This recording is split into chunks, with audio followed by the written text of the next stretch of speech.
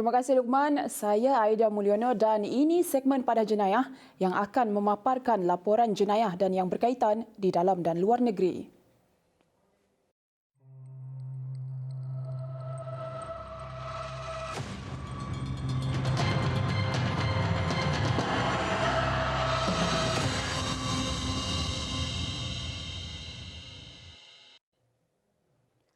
Sebanyak 18 agensi di bawah National Task Force NTF bergabung dalam memperkasakan op benteng di 6 kawasan tumpuan utama di Semenanjung Malaysia, Sabah dan Sarawak bagi membantras isu berkaitan pendatang asing tanpa izin parti.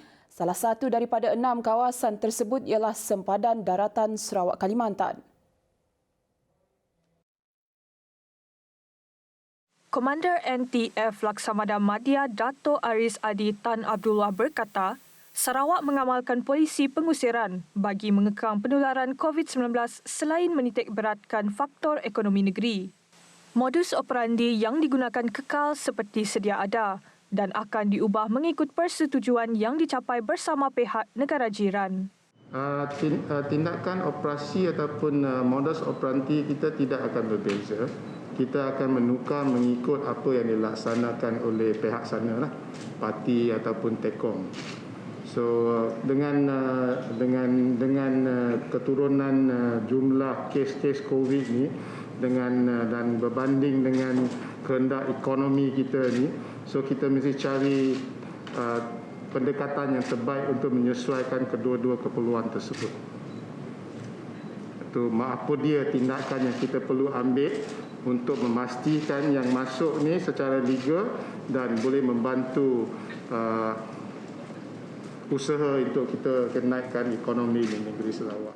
Statistik operasi benteng bermula Mei 2020 hingga Disember 2021 menunjukkan sebanyak 1,585 kes direkodkan di Sempadan Sarawak, Kalimantan yang melibatkan nilai rampasan melebihi 130 juta ringgit. Daripada jumlah kes, seramai 1,169 parti ditangkap, 1,654 parti diusir dan penglihatan seramai 151 parti direkodkan. Saya boleh maklumkan di sini tidak membimbangkan mengikut data kita ada lebih kurang 2,200 yang masuk daripada awal National Task Force hingga hari ini dan saya rasa is very much dalam kawalan kita. Dan saya tak nampak ia menjadi satu masalah besar. Tapi apa yang penting, kita mesti preempt, kita mesti buat tindakan awalan supaya bila kemasukan ramai-ramai untuk labour force nanti, kita sedia untuk menerima mereka. Beliau turut menekankan Sarawak tidak menghadapi masalah kemasukan parti melalui jalan laut. Jika ada sekalipun, jumlahnya sangat kecil dan tidak signifikan. Perpindahan Ibu Negara Indonesia dari Jakarta ke Nusantara disambut baik pasukan National Task Force NTF.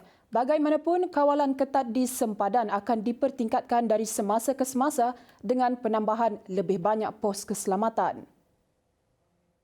Menurut Komander NTF Laksamana Madya Dato' Aris Adi Tan Abdullah, meskipun ia tidak dilihat sebagai satu ancaman yang berbahaya, namun agensi keselamatan perlu sentiasa peka dan waspada. Selepas ni kita ada 21 pos keselamatan 11 ataupun 10 daripada PGA dan 11 daripada tentera ataupun insyaAllah kemudian hari kita akan tambah lagi.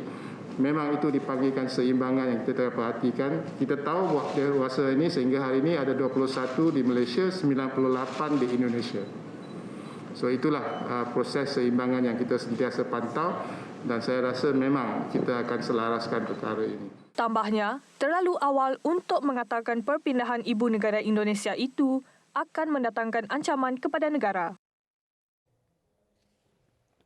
Kadar jenayah indeks sepanjang tahun 2021 menunjukkan penurunan iaitu sebanyak 4,268 kes berbanding 5,874 kes pada tahun 2020.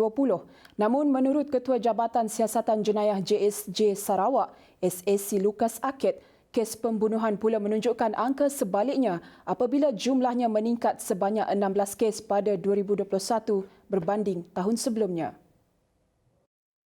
Kes meningkat dapat dilihat sebenarnya dalam kes bunuh, yang mana pada tahun 2020 adalah 8, pada tahun 2021 adalah sebanyak 24 kes, mana ada peningkatan sebanyak 16 kes dalam kategori kes bunuh.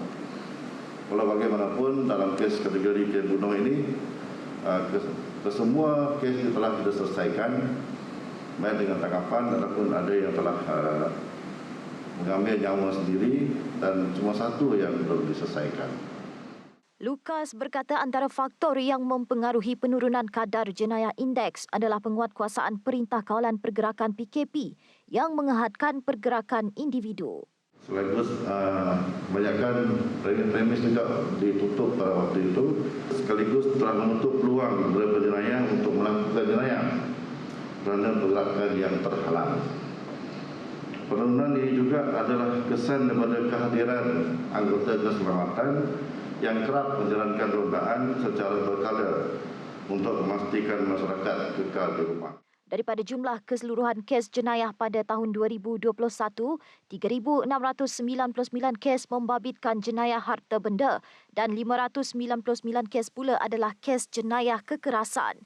Sementara itu, antara kejayaan lain yang dikecapi JSJ bagi tahun 2021 adalah melakukan 238 serbuan ops lejang dengan mencatatkan 300 tangkapan serta rampasan 124 buah kenderaan. Ops Pintu pula mencatatkan 413 serbuan, 929 tangkapan serta rampasan 533 buah kenderaan yang mana 17 kes telah dituduh di mahkamah, manakala 19 telah diambil tindakan di bawah Akta Pencegahan Jenayah POKA.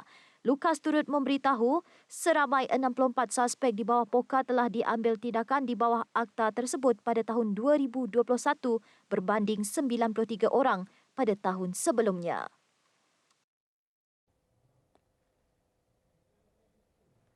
Laporan itu tadi mengakhiri segmen Padah Jenayah pada malam ini. Saya Aida Mulyono. Salam hormat dan selamat malam.